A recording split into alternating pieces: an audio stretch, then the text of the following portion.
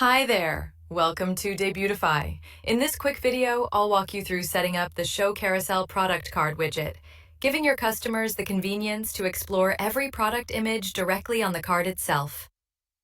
All right, let's dive in. Accessing the widget.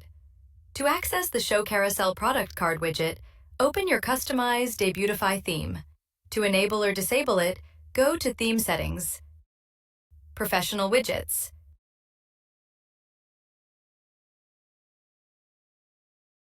Go to Template, then select Featured Collection section. Here, you can customize all settings. Under Show Carousel in Product Card, you'll see two options.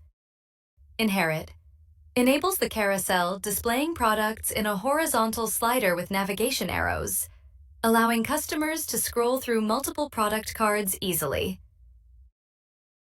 Disabled turns off the carousel, showing a static product grid instead. And that's it.